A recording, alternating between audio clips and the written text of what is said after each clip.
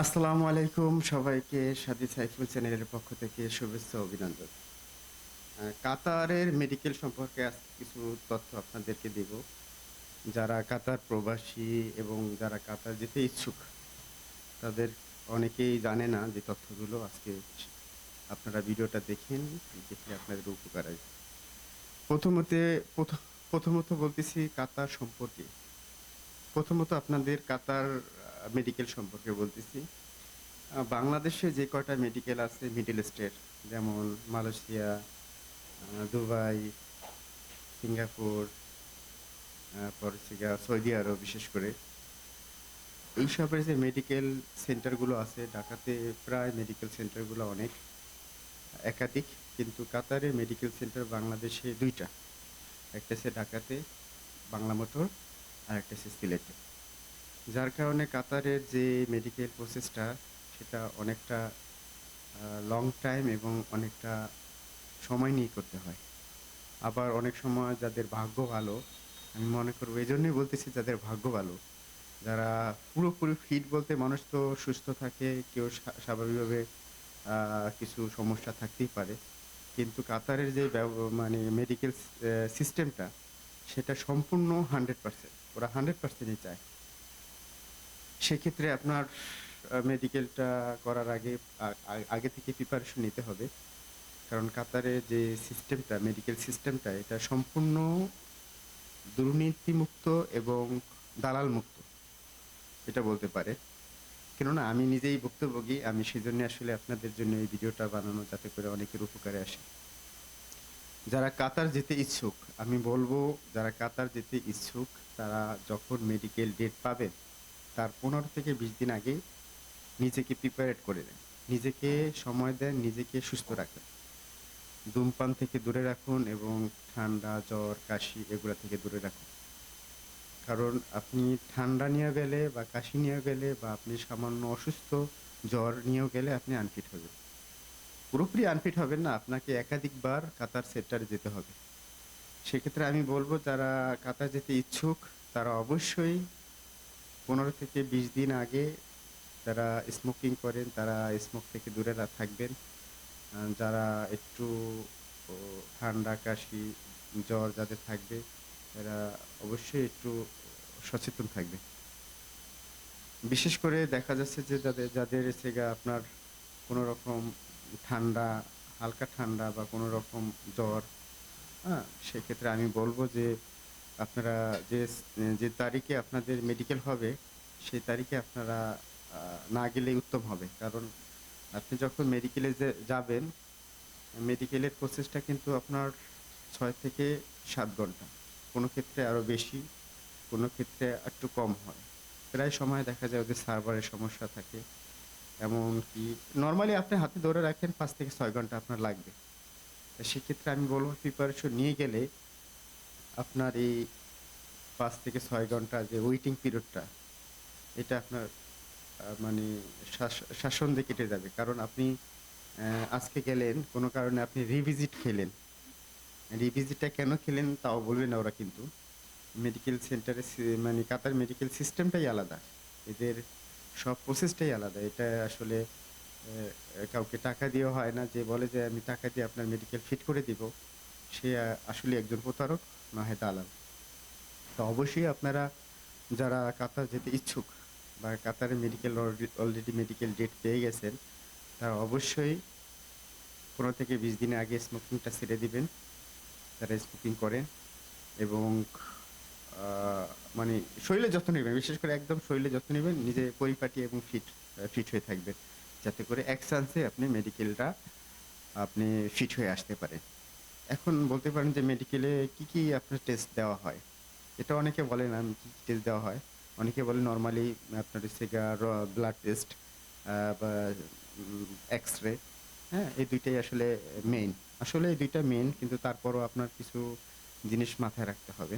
সেগুলো হলো আপনাদের ১ম এ যে সময়টা আপনাকে বিরক্ত করে ফেলবে এবং আ সেন্টারগুলোতে এত পরিমাণ আ মানে আ ঠান্ডা, এত পরিমাণে আপনার হচ্ছে গিয়া লো টেম্পারেচার এ এসি গুলো থাকে, আপনার একদম শীতল করে ফেলবে। সেক্ষেত্রে আমি বলব আপনারা একটু ঢিলেঢালা পোশাক পরে যাবেন, একটু গরম পোশাক পরে যাবেন।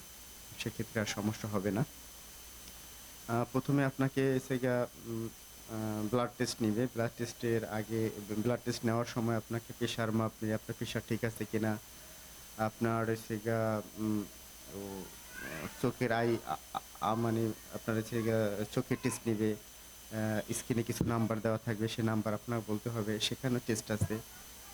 তারপর আপনার হচ্ছে গিয়া হাতের ফিঙ্গার, বিশেষ করে হাতগুলো ভালো করে পরিষ্কার করে নিবেন। আপনাদের মেডিকেল সেন্টারগুলো অনেক সময় দেখা যায় রিভিজিটের আরেকটা কারণ হতে পারে আপনার ফিঙ্গার।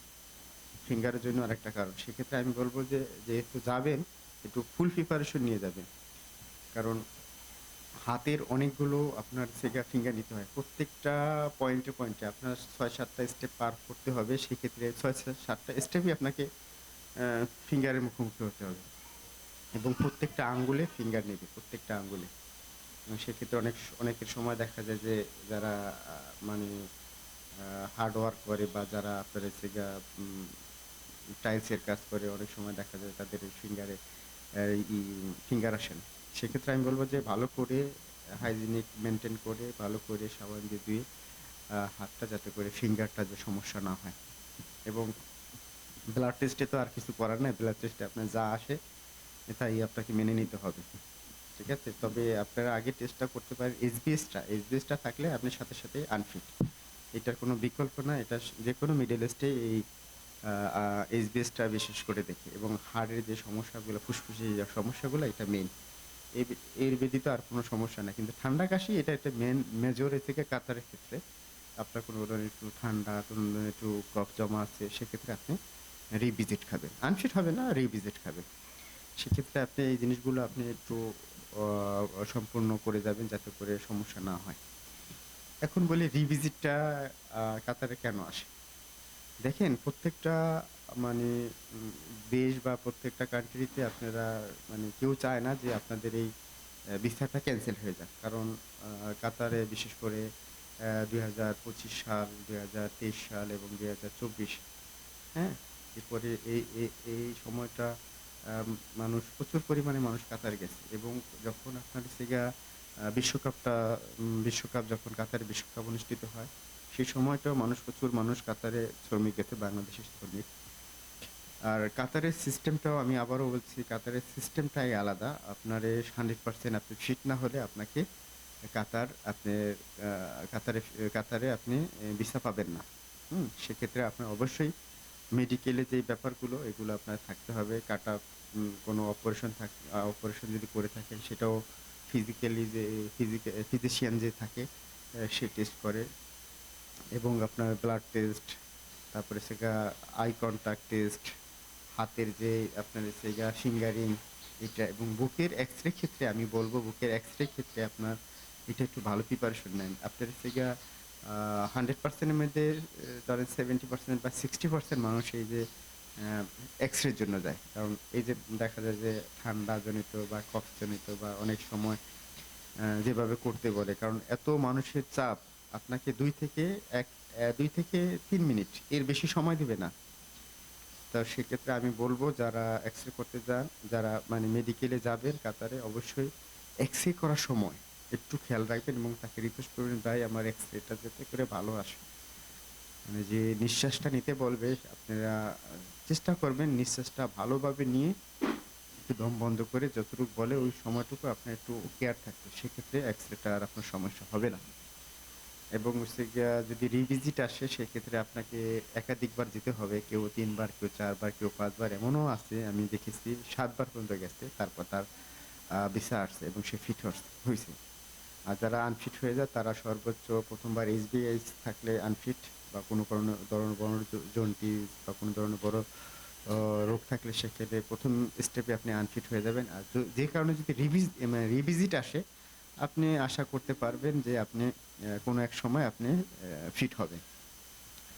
সেক্ষেত্রে আমি বলব যে যারা যেতে ইচ্ছুক, তারা পুরোপুরি মেডিকেলটা, কারণ মেডিকেলটাই একটা আপনার হচ্ছে গিয়ে ভিসা। যারা কাতার যে গিয়েছেন, মানে যারা রিসেন্ট গিয়েছেন বা আগে গিয়েছেন, তারা জানেন যে কাতারে এ মেডিকেলটাই ভিসা।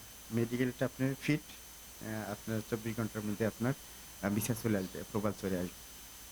সেক্ষেত্রে বলব যে আপনারা যারা কাতার যেতে ইচ্ছুক তারা একটু মেডিকেলটা ব্যাপারে একটু কেয়ার হবেন এবং কোনো টাকা-পয়সা লেনদেন কোনো কিছুই করবেন না।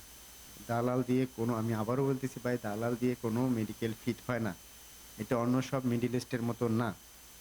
এটা সম্পূর্ণ কাতার ভিত্তিক, কাতার নিয়ন্ত্রণ করে এবং হ্যাঁ, আপনাদের আরেকটা টুইস্ট বলি, সেই টুইস্টটা হলো যারা রিভিজিট খাবেন তাদের একটা মামলা আছে। সেই মামলাটা হলো গিয়া মেডিকেলের মামলা। এটাই ধরেন আপনি আ অতিরিক্ত খরচ। সেটা হলো যারা মোটামুটি ফিট, অল্প কিছু সমস্যা থাকতে পারে তাদের একটা পয়েন্ট বা একটা মামলা খেতে পারেন। সেটা হচ্ছে গিয়া টিবি।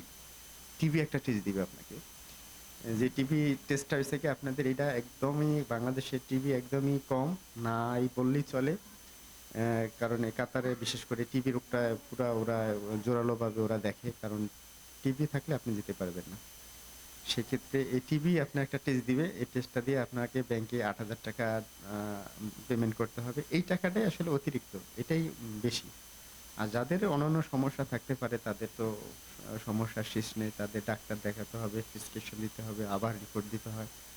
আর যারা মোটামুটি মনে করেন যে আমি ফিট আলহামদুলিল্লাহ, সেক্ষেত্রে আমি মনে করি যে আপনারা একটু ১৫ দিন আগে প্রিপারেশন নেন, নিজের স্বাস্থ্যের খেয়াল রাখেন। তাহলে আশা করি কাতারের আপনারা মেডিকেলটা ফিট হয়ে যাবেন। আপনাদের ভিসা আপনাদের কাঙ্ক্ষিত ভিসা আপনাদের চলে আসবে। এই ছিল আমার আজকের ভিডিও। সবাই ভালো থাকবেন, সুস্থ থাকবেন, নিজের যত্ন নিবেন। অন্য কোনো দিন অন্য কোনো ভিডিও নিয়ে আবার আপনাদের সামনে আসবো। আল্লাহ হাফেজ।